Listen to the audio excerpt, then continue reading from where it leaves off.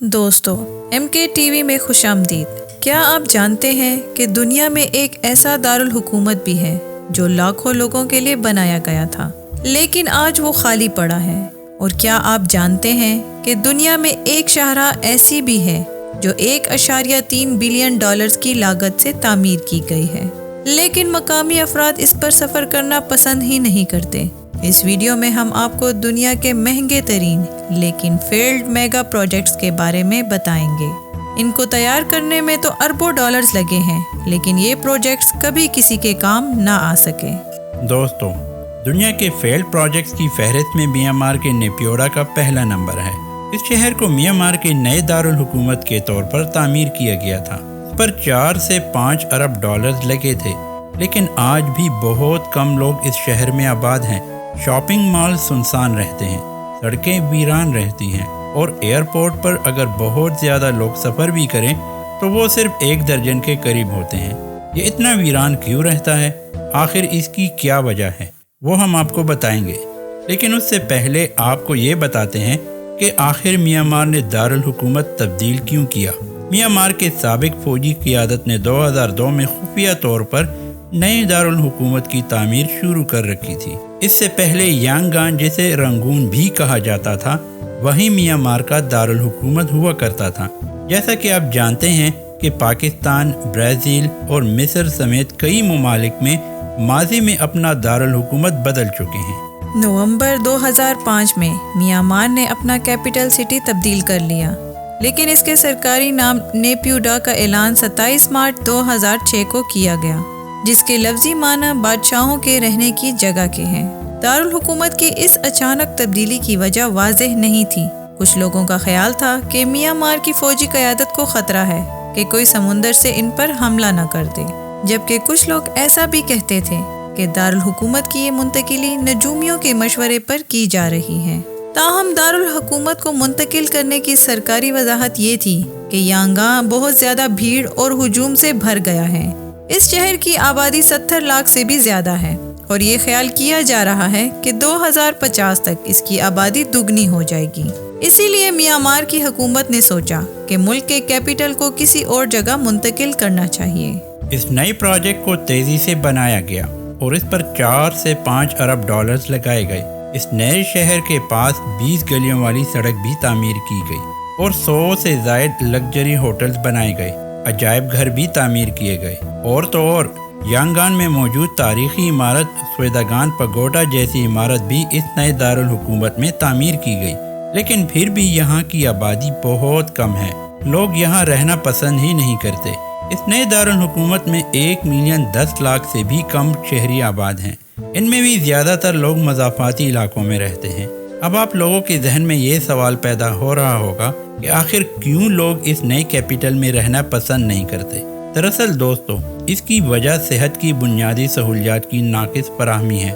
یہاں بہترین ہسپتال کی سہولیات میسر نہیں ہیں۔ اس کے علاوہ تعلیمی اداروں کی بھی کمی ہے، اسی لیے زیادہ تر آبادی اس شہر میں گھر بنانا مناسب نہیں سمجھتی۔ اس لیے یہ شہر اکثر ویران رہتا ہے۔ لوگ اسے گھوسٹ ٹاؤن بھی کہتے ہیں۔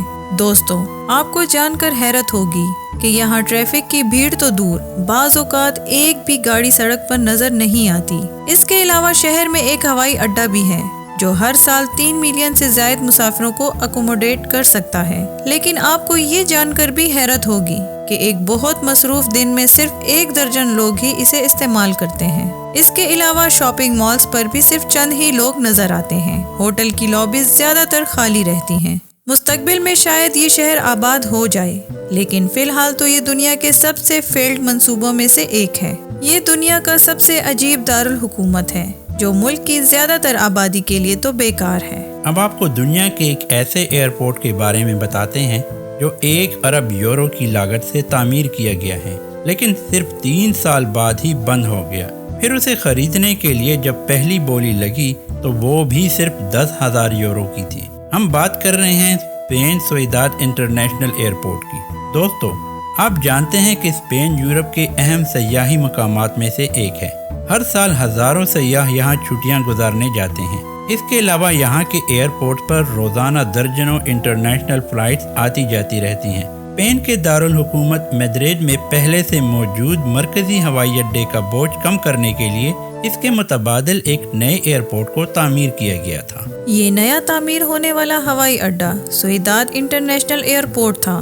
اس نئے ایئرپورٹ کا رن وے یورپ کے 5 طویل ترین رن وے میں سے ایک تھا اور یہ ہوائی اڈا ہر سال 20 لاکھ مسافروں کو اکوموڈیٹ کر سکتا تھا، لیکن اس کی تعمیر کے ساتھ ہی توسیع منصوبوں پر پہلے سے کام شروع کر دیا گیا تھا تاکہ اس کی صلاحیت کو سالانہ 10 ملین تک بڑھایا جا سکے۔ 2009 میں جب اس کی تعمیر مکمل ہوئی تو اس پر 1 بلین یوروز کی لاگت آ چکی تھی۔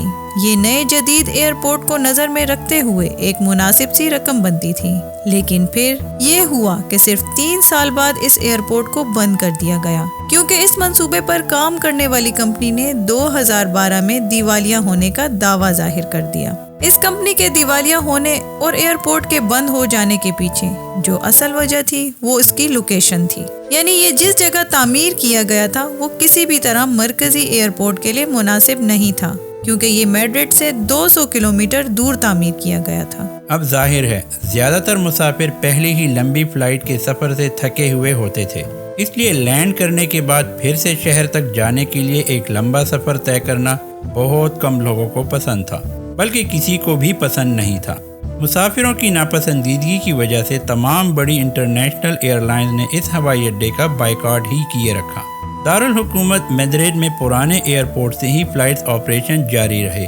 اس کا نتیجہ یہ ہوا کہ نئے تعمیر شدہ ہوائی اڈے کو ایک چھوٹی ایئر لائن تک محدود کر دیا گیا کیونکہ یہاں سے کسی بھی بڑی ایئر لائن کا فلائٹ آپریشن ہو ہی نہیں رہا تھا۔ اس لیے 2012 تک اس ایئرپورٹ پر $350 ملین کا قرض جمع ہو گیا اور پھر ظاہر ہے کہ ریسیور شپ میں چلا گیا اور پھر 2013 میں اسے نیلامی کے لیے پیش کر دیا گیا۔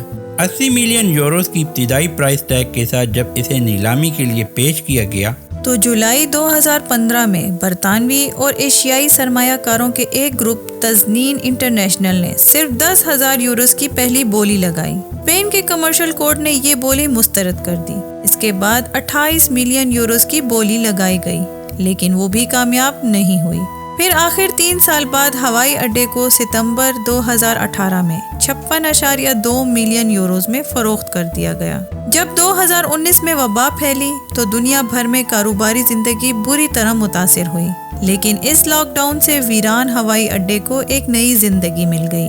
وہ اس طرح کہ نئی انتظامیہ نے خشک آب و ہوا، طویل رن وے اور کشادہ ہونے کی وجہ سے ہوائی اڈے کو ہوائی جہازوں کی سٹوریج کے طور پر استعمال کرنا شروع کر دیا۔